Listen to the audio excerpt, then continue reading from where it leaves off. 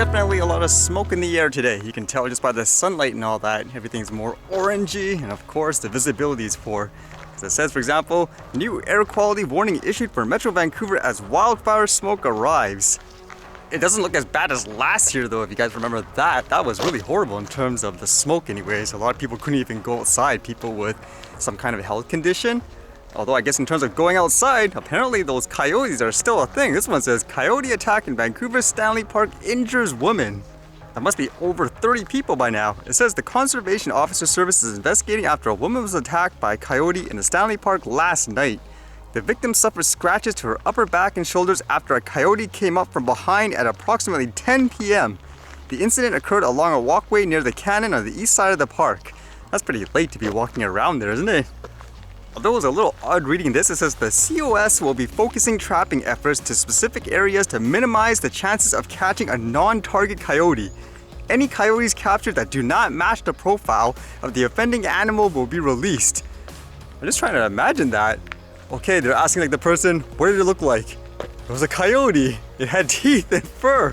I don't know how descriptive you could be in that sense to, I guess, narrow down which one's the aggressor. If it's not wildfires, I guess people have to worry about things like tornadoes in some places. So this is kind of interesting. Apparently people are using drone boats to kind of, I guess, identify when the weather's going to be really bad. It says drone boats sent from Jacksonville to face storm's fury. The key to making hurricane forecasts suddenly clearer and more accurate might have floated out to sea from Jacksonville last week on something looking like orange surfboards with wings. Maybe. It will take time for the federal government researchers to work with the data from sensors on the drone boats, looking for insights to help coastal communities stay safe. But for the next 3 months, the autonomous unmanned vessels will be relaying measurements of the heat exchanges between the ocean and atmosphere, the fuel that strengthens the hurricanes, that before now had to be collected in person. I never even knew that. I always thought it was all done, I don't know, automatically from some kind of equipment like satellites and all that combined with other stuff. But I guess that's a good example. And using the tech in a good way. It doesn't always have to be things flying in the air. It could be in water and stuff as well.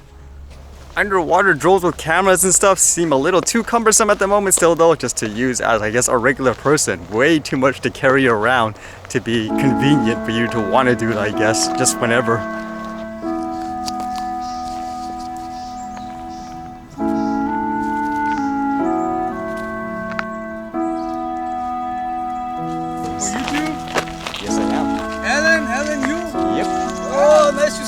Yeah, see? You see them first, that's how they are. Let me get this.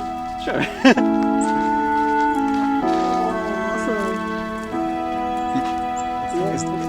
I got it.